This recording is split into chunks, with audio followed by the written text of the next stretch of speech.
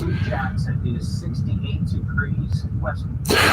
is the L2C Media Network, and this is the L2C Sports Final with Steve the Baxman Baxley, brought to you by L2C Media Network. Now, with the headlines and the full details of the day in sports, here's Steve. Gee, thanks, Harry. Welcome back. Good evening, everybody, and welcome to our little humble broadcast. Can we get that a bit further? There we go. Thank you. It is so nice. I have a halo over my head. Oh. Anyway, let's take you out of the equation, Mr. Light. Mr. Sad Little Knob. Anyway, we got a lot of things to cover tonight here on the old Sportatorium. Why don't we do it? Get some sports. And one thing has been pointed out to me. There is there's something up in the world of I'd speculate or anything like that. We have a little media bon mot to give thee or give thine. It's give thee. We give thee, not give thine.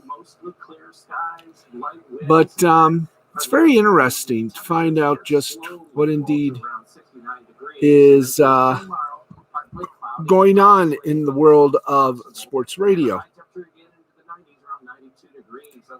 And we're doing this right now.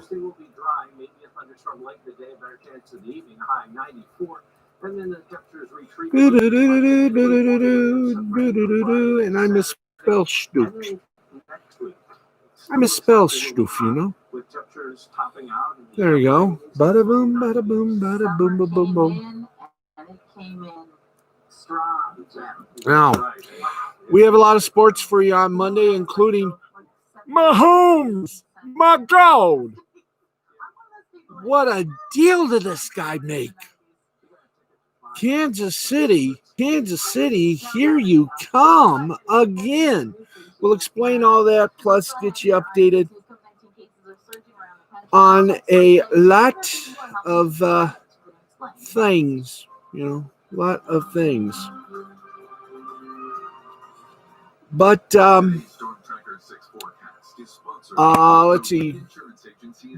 We're trying to find out something. Some people think it's just heating, but we know it's more than that. Get our complete home comfort package. Could we see some changes going on? I mean, already at 97.1 The Ticket, already the legendary WDFN AM 1130 went bye-bye, and via Detroit's Sports Nation, this is going to be interesting to read here.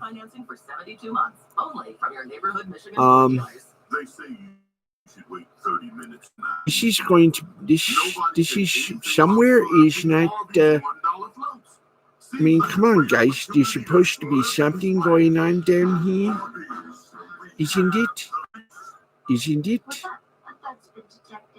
Something here. Okay. Apparently, there are reports of 97.1 Detroit WXYT 97.1 The Ticket may be seeing some changes coming. Could this be the end of an era for some long-time voices? Could the Tigers be seeking a new home? Something's going on. Something that there's got to be a read up here, It's got to be a read up somewhere. And we'll find out where exactly that read-up is in a very few seconds. Yes, we're going to do that. I hope we found it. And while we do that, I'm going to silence here. And, yep. Apparently, the original report from Friday, if you're trying to listen to this is going to be an interesting read. So if you go to DetroitSportsNation.com, are there going to be big changes? When asked by Twitter user Deb Hopkins if he had any inside information on what's going on, Tony Paul of the Detroit News said he's been told big changes are coming to the channel. Paul went on to say that he does not have any details whatsoever about what those big changes are, but certainly everything is going to follow closely. Now, the biggest star of 97.1 is Mike Valenti's agent, Mort Meissner. He's weighed in, saying, quote, more great things happening very soon at 97.1 The Ticket. Valenti enjoying remarkable ratings despite no sport. That's why Mike is tops in the afternoon drive locally and nationally. Stay tuned. Well, I may not know much about the lifespan of a radio station, but to me, this sounds like, well, maybe there may be some big moves ahead for the station's ownership. Intercom, not exactly riding the wave of Moolah because of the COVID-19 virus.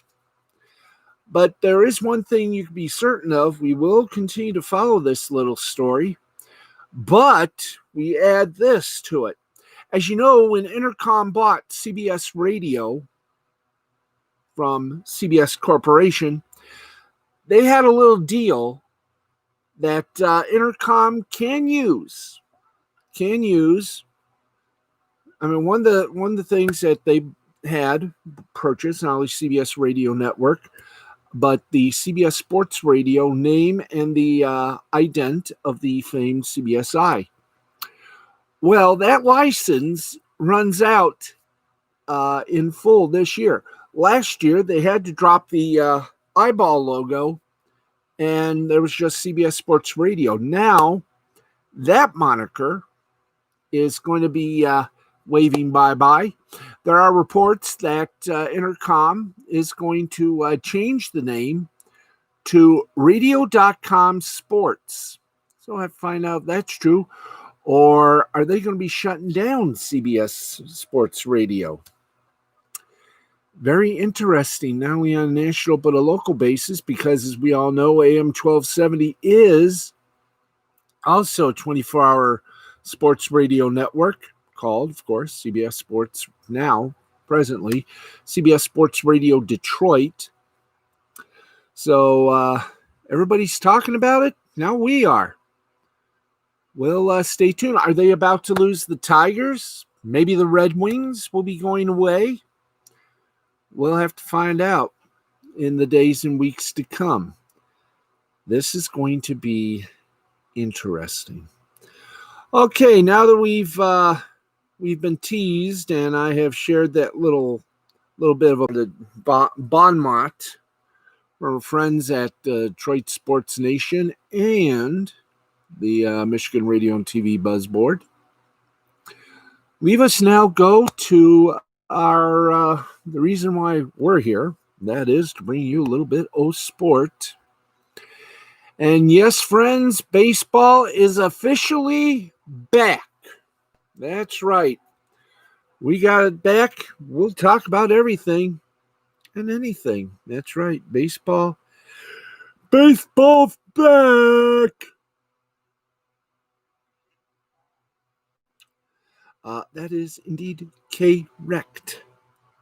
Baseball's coming back. We happen to have the 60 games for you. 60 games.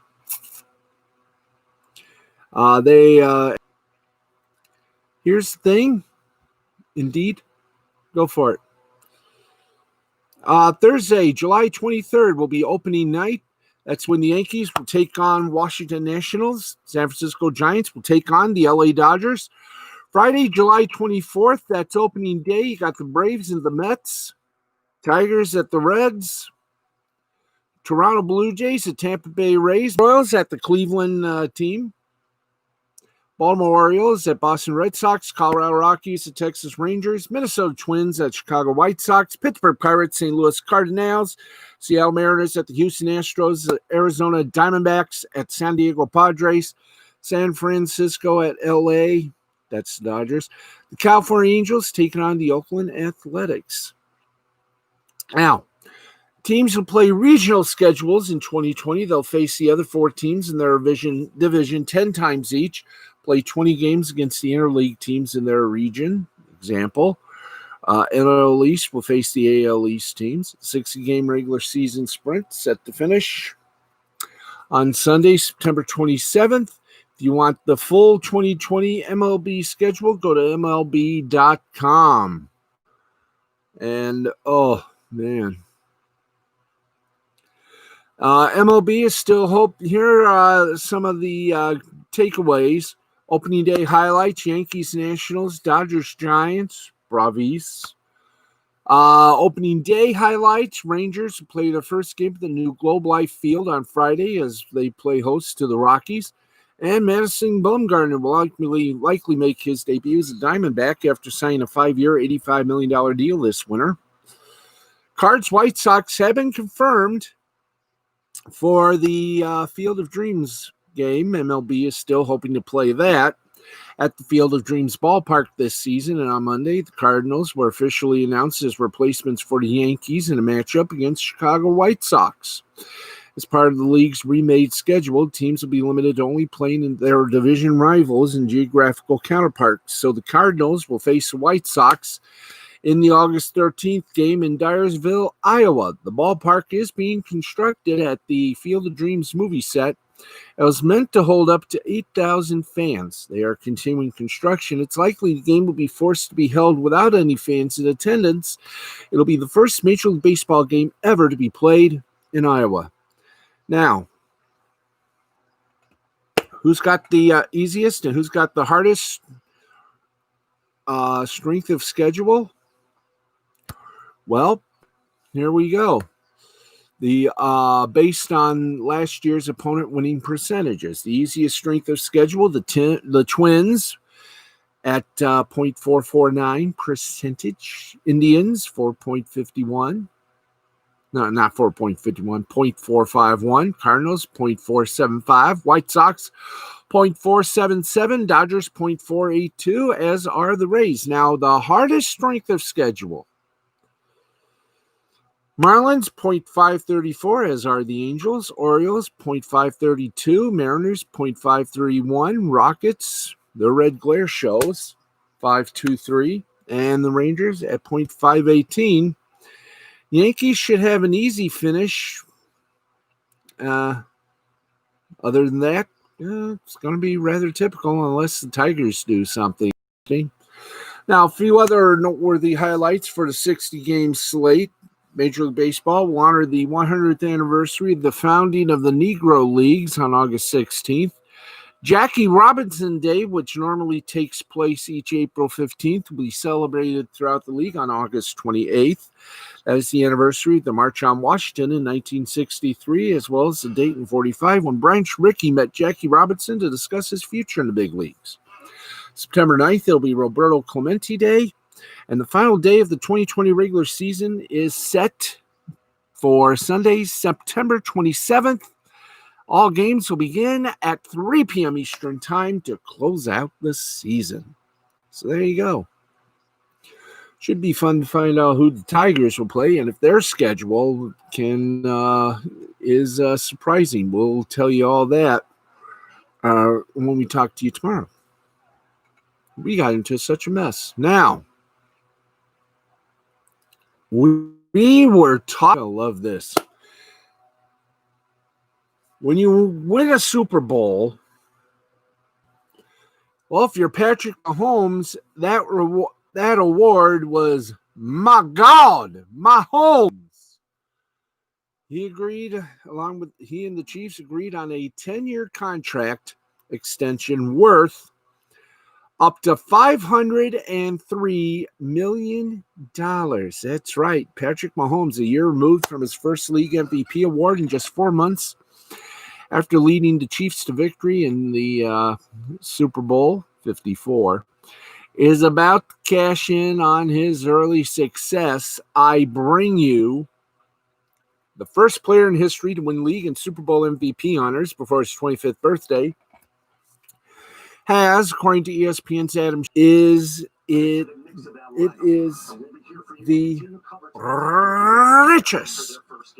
richest deal in NFL history. Would you like to know how much it is? Per Schefter, Mahomes' 10-year extension is worth $477 million and can reach up to $503 million with a $141.48 million injury guarantee. CBS Sports' Jason La Canfora reports Mahomes' 10-year extension will be guided by a mechanism that ensures the quarterback's annual salary never drops below certain cap thresholds. In other words, it will always be above a certain percentage of the NFL salary cap. This is a wow. Back in January, CBS Sports NFL insider Jason La Canfora reported the Chiefs were preparing to offer Mahomes a record-setting contract. Wow! Is this a huge? Wazoo. Had Mahomes played under his fifth-year option in 2021, will love this. He would have made $24,837,000. Mahomes is now slated to join the list of the NFL's highest-paid quarterbacks. In terms of annual salary, Russell Wilson currently holds the title as the league's highest-paid QB, receiving an annual salary for $35 million. The other top-paid passers include Ben Roethlisberger, $34 million, Aaron Rodgers, $33.5 million, Jared Goff, same thing, Kirk Cousins, $33 million, Carson Wentz, $32 million, Dak Prescott, $31.4 million, Matt Ryan, $30 million, according to the folks at Over the Cap. That much bread, he is going to be a Chief for life. Oh, boy. That is some major league cheddar. All right, let's keep going. We're building up. We're going to be on until about, I'm going to say midnight. There you go. Well, Dan Snyder must feel like the proverbial man without an island, or words to that effect. Because, no man is an island, but Dan Snyder may be a man without any friends. It is shaping up to be a true offseason of sweeping change for Dan Snyder and his Washington football franchise, and not simply on the field. They began this year with hiring Ron Rivera as head coach and ushering in the new by shoving out the old. Change that could take hold before it's all said and done. Currently in the midst of turmoil as Snyder opens an official review into the possible likely change of himself soon, a lone man on an island of nobody else. That's right. May be flanked by new faces in the ownership committee. Minority ownership in Washington appears very uneasy about the direction the franchise has gone in recent years and is ready to pull a snagglepuss. Exit, stage left. According to Washington Post, Dwight Scharr, Robert Rothman, and Frederick Smith all own a minority stake in the team. However, That could be not for long, Bubbles. No. That could not be. That could be not for long. Um, thank you. Thank you. I finally figured that out. Thank you. That's right. Um, all three are looking to sell their piece of the pie. The trio has hired Baltimore-based firm Moag and Company, as noted by Sportico, to officially seek buyers potential due to internal conflict that's left them. No, it can't be with Snyder. This news comes only days after Smith used the FedEx brand to apply pressure to Snyder to change the team's name, a move that combined with a similar demand from federal officials and additional calls for change from Nike and PepsiCo. FedEx, of which Smith is founder, chairman, and CEO, also owns the naming rights to Washington's home stadium to the tune of $205 million, giving them the unique ability to force Snyder into a name change after years of a dug-in stance that once led him to openly declare the team would never even consider it. That was then, but this is now. While the consideration of a new name is put to review, a situation Rivera would like resolved before the beginning of this season, Snyder now finds himself fighting major battles on many fronts. The trio that own a piece of the team. In other words, as plainly as it be stated, Snyder is entering uncharted territory regarding the looming name change, and he is doing so while watching the Knights of his round table search desperately for a big old exit. Based upon how he's run the organization to this point on the whole, since taking the reins in 1999, the franchise is currently valued at around $3.4 billion. And the aforementioned trio isn't the first minority ownership the club has seen in the past 21 years. Shar, Rothman, and Smith entered the fold in 2003 with the two original minority owners, Fred Drasher and Mortimer Zuckerman, having purchased the team with Snyder before bowing out not long thereafter.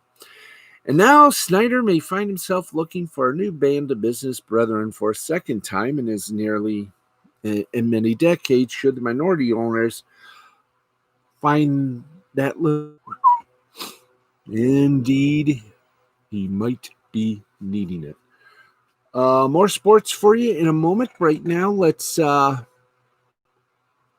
you that tonight, have we got a show grand cancel culture. That's right. He going to talk cancel culture with a guest very culture. So if you want to join the festiveness, please do. It's Lost Blaming the Interwebs with Nick Ricada. Cancel explainable to all of us. That's right. So join Nick and his guests tonight for Lost Blaming the Interwebs. I'm just waiting for the thing to go down so I can be able to read it to you properly. It's tonight on the Ricada Law channel, only on YouTube. That's right. It's going to be a fun night in the Oshimento Fufu show. Unimpressed here. So do that. Enjoy. Be one with the family. That is correct. Yes. Cancel culture interview. Crypto Fashion's Ian McLeod will join in. That's Ricada Law tonight at midnight Eastern, 11 Central Time. So please enjoy. Okay. Oh, good. With our fun. It's 11:36, so where things are happening as we speak, and we are truly going up a creek. Well, hey, Lakers needed a decision from Dwight Howard. Oh, what is his decision on playing tonight? Are you with a cable news network? On Monday night, Howard had previously been undecided for a number of reasons.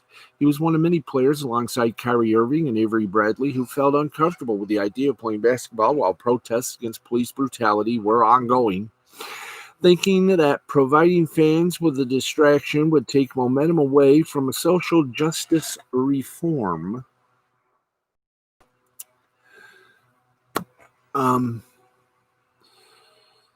Additionally, the mother of Howard's 6-year-old son, Melissa Rios, died in March following an epileptic seizure. Howard said in the interview, I feel like we have a great opportunity, the Lakers do, to win the title this year. I have a contractual obligation to my teammates, to my fans, the Lakers, the organization, and everyone. But at the same time, I also have an obligation to my family and my community. Yes, I will be joining my team in Orlando, but during that time, we will begin a lot of work here in Atlanta and around the nation as far as making sure people don't forget about us and what's going on in our communities. In addition, end quote, in addition, Howard will be doing his part to help promote the type of change that the NBA has prioritized during the hiatus as he pledged to donate his salary to help make a difference off the court. And oh, heavenly joy, we have our first tech issue here. What is wrong? Why are we not moving the teleprompter? Why is everything all of a sudden not working now? There we go. Thank you, boys. Thank you, boys. Can we proceed? To spend time with his family and focus on projects that help his community. Additionally, starting center JaVale McGee has asthma, and while there have been no indications as of yet that it will impact his availability at Disney, it is a risk factor in the middle of a pandemic. Losing Howard would have been a potentially devastating blow to the Lakers' depth, especially if McGee is unable to play for any reason. Now, the NBA's transaction window passed on July 1st. Therefore, had Howard decided not to play, the Lakers would have been unable to sign a veteran replacement for him, such as DeMarcus Cousins, player Howard was signed to replace during the offseason. Instead, they would have been limited to players with 3 years of experience or less. No such player could have helped the team as much as Howard has. There you go. Okay, let's keep going.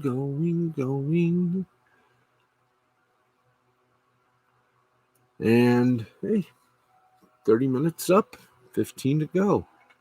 And it's going to go well. So let's do this, puppy. Let's kill that off. And kill that off. Thank you. Okay. In NASCAR news, Bubba Wallace and NASCAR responded to President Trump. And here it is. Bubba Wallace, NASCAR's only black driver at the Cup Series level, has had to respond to all types of claims that the investigation into a noose found in his garage was fabricated. On Monday, he responded to a hoax claim directly from President Donald Trump. Trump tweeted about Wallace and asked the driver to issue an apology for the incident and added that NASCAR's decision to ban the Confederate flag from races has, quote, caused the lowest ratings ever. Yeah. Wallace sent out a response encouraging love over hate. The number 43 driver captioned the tweet, to the next generation and the little ones following my footsteps, #LoveWins. Here is his message in full, quote, your words and actions will always be held to a higher standard than others. You'll have to be prepared for that. You don't learn these things in school. You learn them from trials and tribulations, the ups and downs this crazy world provides. You'll always have people testing you if they can knock you off your pedestal. I encourage you to keep your head held high and walk proudly on the path you have chosen. Never let anybody tell you you can't do something. God put us all here for a reason. Find that reason and be proud of it. And work your tails off every day towards it. All the haters are doing is elevating your voice and platform to much greater heights. Last thing, always deal with the hate being thrown at you with love. Love over hate every day. Love should some naturally. Yes. Okay. I guess I was wrong. I'm reading this totally. Love over hate every day. Love should some naturally, as people are taught to hate, even when it's hate from the president of the United States. Love wins. NASCAR has also responded to Trump's tweet. Quote, "We are proud to have Bubba Wallace in the NASCAR family, and we commend his courage and leadership. NASCAR continues to stand tall with Bubba, our competitors, and everyone who makes our sports welcoming and inclusive for all racing fans," end quote. Richard Petty Motorsports owner Andrew Merstein called out the president for a, quote, misinformed tweet. He also complimented Wallace, saying Bubba has reacted in a truthful, professional, level-headed, and positive manner. The NASCAR community and those in the know all stand by him. And I gotta agree with that. Other drivers and athletes have reacted to Trump's hoax claims and Wallace's response as well. LeBron James wrote, quote, "Right here too with you, as well as the next generation who follows in my footsteps, kings and queens." Jimmy Johnson tweeted out a graphic that simply read, "I stand with Bubba," and the number 43. Fellow NASCAR Series driver Tyler Reddick tweeted a response quoting Trump's tweet, writing, "We don't need an apology. We did what was right, and we will do just fine without your support." Reddick has since deleted the post, but okay.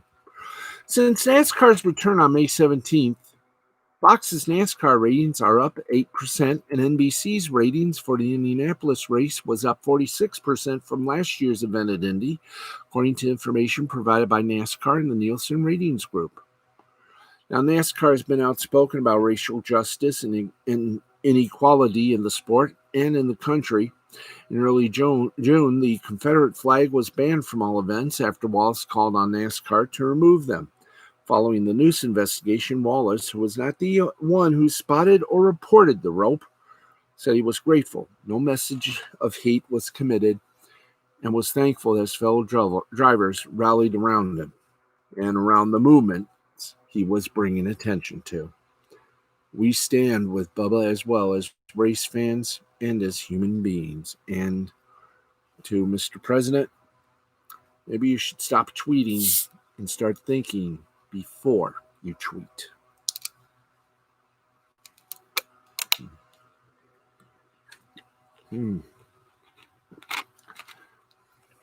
Back on the winning track. The NFL has an answer if a player tests positive at the Super Bowl. Would you like to know that? I do too. NFL fans can potentially expect bedlam this football season, assuming it eventually kicks off as expected.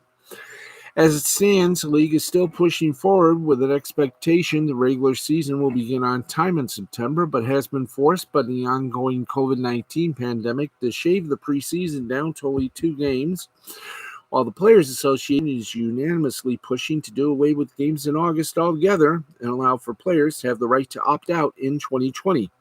These are just a few issues that must be ironed out going forward, but there are many others, as was noted in mid-June, and quarterback Philip Rivers mentioned in a conference call with the Players Association.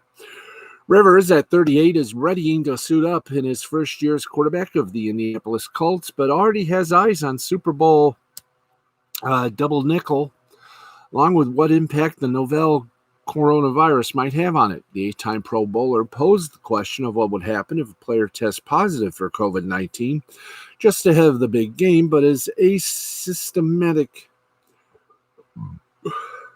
Would he be forced to miss it? The league indirectly addressed this question on the same day Rivers posted it, by way of a round of new coronavirus protocols released to all 32 teams on July 3rd, and depending on the timing of the positive result for the asymptomatic player or coach for that matter, players won't like the answer.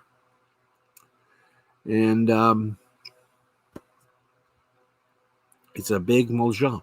Based on the flow chart released by the NFL, a player who tests positive for COVID 19 but shows no symptoms has but two avenues of travel. They'll either be sidelined, quarantined for 10 days following the test, or for only 5 days, but the latter requires two consecutive negative tests within a 24-hour period and clearance from the respective team physician after said physician consults with both the infection control for sports and the NFL chief medical officer.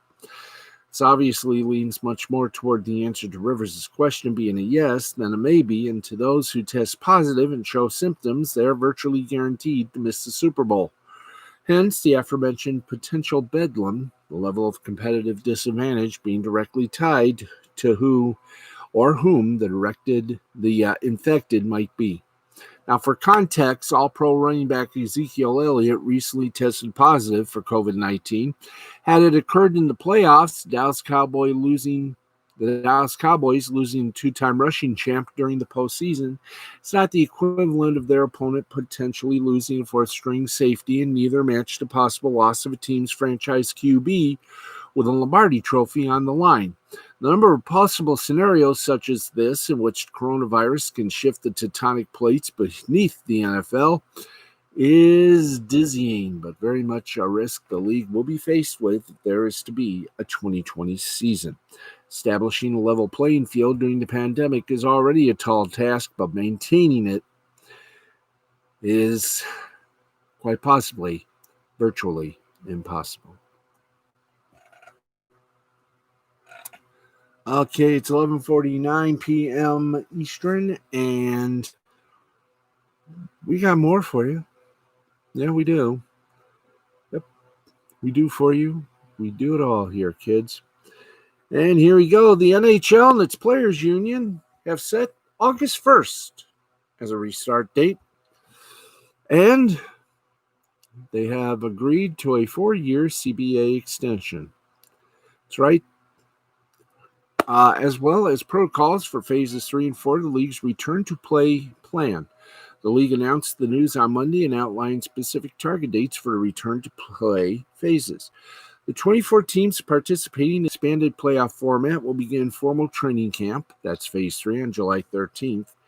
And those teams will travel to the league's hub cities on July 26th. The restart will kick off on August 1st when the qualifying or play-in round is slated to begin. 16 teams will compete in a best-of-5 play-in series, with the 8 winners moving on to take their place in the traditional 16-team 4-round best-of-7 playoff tournament.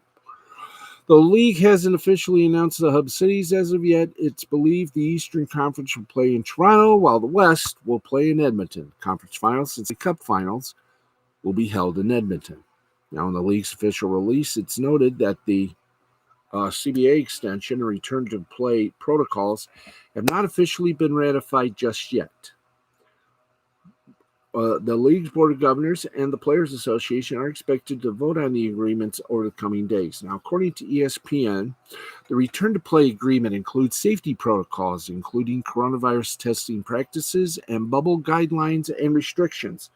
Players have received an outline of what the restart will look like, and as is the case with other leagues, they will have the opportunity to opt out of return to play if they do not feel comfortable playing during the pandemic. Now, the current CBA wasn't set to expire until 2022. The two sides declined to trigger an opt-out on the deal last fall, but the 4-year extension means the agreement will run through the 2025-26 season. Good on you, NHL. Maybe there is hope for Gary Bettman. Yep. Some hope. And let's give you the final story before we take you to the scoreboard and everything else. The Las Vegas Raiders have made a contract offer for free agent offensive end Jadeveon Clowney, according to Cecil Lammey of 104.3 The Fan. The offer is supposedly less than what the 2 or 3 other teams have presented. Lammey adds that head coach John Gruden really wants Clowney, but general manager Mike Mayock and owner Mark Davis have been unwilling to budge. Either way, on increasing the financial compensation of the offer, according to the daily updated NFL Players Association public salary cap report. The Raiders have roughly $7.9 million in salary cap space. The team has already made substantial monetary commitments to linebackers Nick Kwiatkowski, Corey Littleton, as well as defensive end Carl Nassib this offseason. Vegas had previously been mentioned as a potential suitor for Jaguars edge rusher Yannick Ngakoue. Clowney remains the best free agent on the market. The 7-year player out of South Carolina is more known for his ability to stuff the run than second QB. He has never recorded more than 9.5 sacks in a season, which could explain why teams have been so hesitant to dole out the $22 million or more that he has been seeking initially. Last season, he recorded 31 tackles, 3 sacks, 4 forced fumbles, 2 fumble recoveries, and an interception in 13 games. Although he's only missed 9 games over the past 5 seasons, there are concerns over the core and knee injuries sustained throughout his career. During this time in the nation's history, has become more difficult to travel and receive the medical clearance teams will require before opening their checkbooks. The native of South Carolina has lowered his asking price reportedly to less than $17 million and would be content to playing out a 1 or 2 year deal. It is believed that the Browns have extended the most lucrative deal for Clowney, but his interest in the AFC North franchise is starting to lack. Opposite talented edge rusher Myles Garrett, Clowney would face fewer double teams. New defense coordinator Joe Woods, coming over from a 49ers system that perpetually flustered opposing quarterbacks. The Titans have expressed interest. Head coach Mike Vrabel served as defense coordinator for Texans, with the 27-year-old had his best statistical pass rush season. Seahawks can't be ruled out. Despite adding Bruce Irvin and Darrell Taylor, Seattle would be appealing because there is familiarity between the two parties. NFL training camps are scheduled to begin July 28th. And that's your sports headlines in a nutshell. Let's get you to our favorite portion. Let's get you a scoreboard. Let's get you some soccer and everything else and close it out with some shout-outs and begonias, which we don't have here, but you know what I'm talking about. Viewers away 100. And I understand if you hit 100, you'll be able to get some advertisers. So if you could please tell some brave sports, I'd love to have them. We need 15 people to hit that like button, hit that subscribe button, and join us. Because we do like to have fun, and we do like to lighten the load a little bit, you know? Even if we have to drag out once in a while a little kazoo.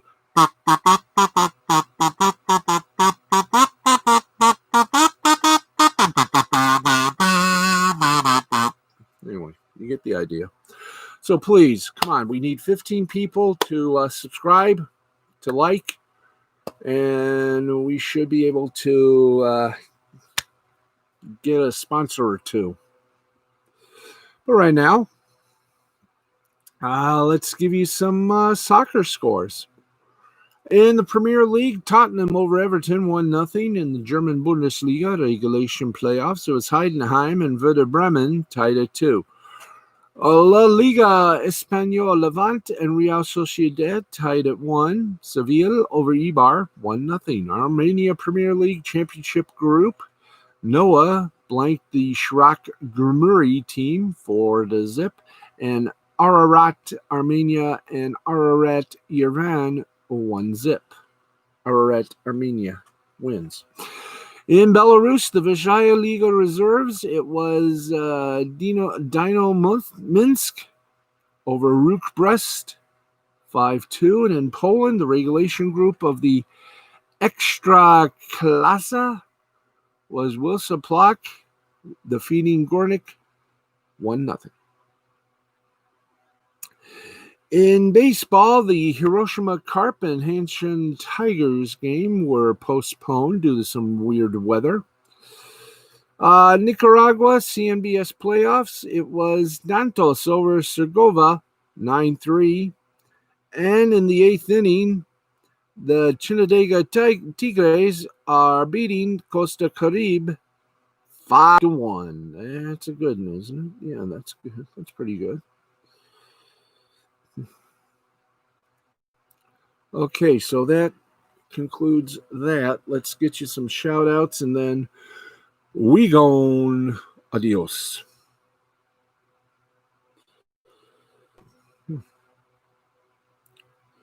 We do everything? Yeah. More scores than that, go to scoreboard.com.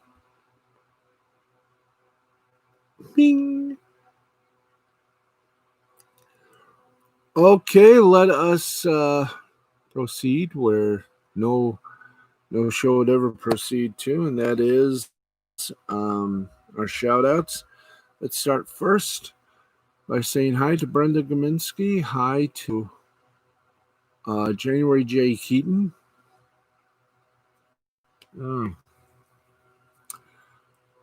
Also, we say a big R, lovely Miss Linda Steele, who's Blackhawks. Linda Steele's Chicago.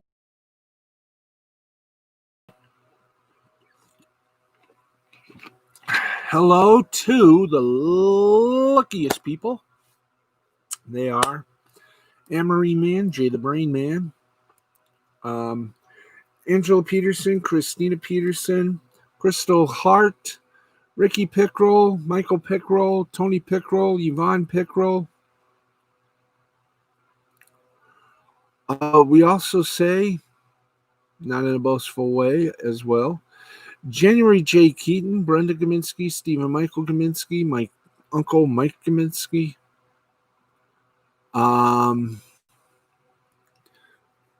We also say hi to Kika Bachman Tech. How you doing? To Claudia Treos, Dorothy Malone, Courtney Lynn Elwood. How you do? We say agreed cuddly welcome. You know, we do cuddly welcomes as well. Oh, yeah. So, how about it? As we try to get everything downgraded here. Let's see. We say hello, as I said, Linda Steele, to Dominique Keith, Tom Ziska, Tess Broussard, Sammy Phillips, Samantha O'Neill, Casey Ann, Monica Cram, Sarah Chavez, Sammy Phillips. We also say a bon hello, as I itch my head again. Itan G, the Jewish rapper. Oi, how you doing? Sarah Baxley Legrand, Myra Baxley Duan. We also have Bobby Langford, Bobby Strauss, Chris French, Chris Lewis, Joseph Schwartz, Randy West,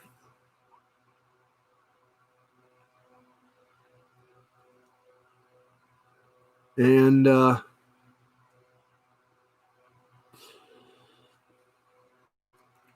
we also say a big old hi to well, to whom else? Amanda Bierns, Brad Berkwitt, Brian Mann. That's right. We're going to keep doing this till we get it right. So let's see, whom else do we say in kind regard? Almost everyone. Because unfortunately our teleprompter is stuck. So January J. Keaton, Brenda Dixon, howdy hi, howdy ho.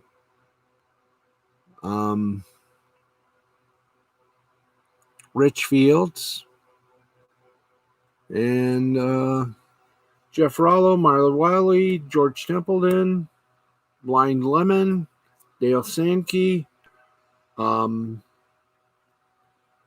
and Mrs. Nellie Canine.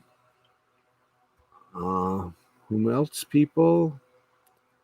Brian McFeeters, Dallas LaPlante, Jamie D, Jennifer Finney, Jonte Keith, Kika Backman Tech, Kim Buchanan, Kim Buckman, Peggy Ann Bice, Mike Polta Jr., Rebecca Symbolic, Regina Lewis, Rihanna Johnson, Regal Flores, Tyke Prado, Wesley Snell.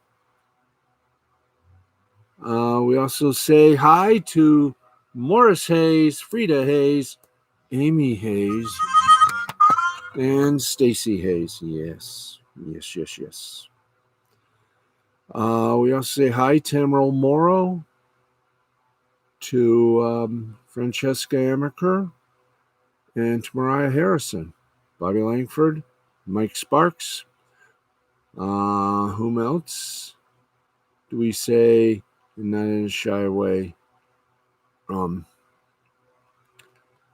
Who else? A lot of other people. So we say hi to our friends on Facebook, Twitter, and Instagram. There you go. And for, once again, the lifespan of a yak, we have come to the end of another Emmy Award possible loser of an edition of the L2C Sports Final. Thank you all for putting up with our shtick. And Mandy Summers, how you doing? And to Uno, my little cat, who's somewhere around here, I say hi as well. So hi to everybody. Hopefully, hi to you folks out there as well. We're back tomorrow night, same time. Hopefully, better startup.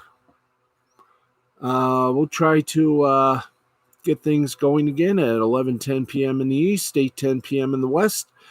With more sports and more fun. We hope you'll tell your friends that there is a sports show that has a little comedic attitude.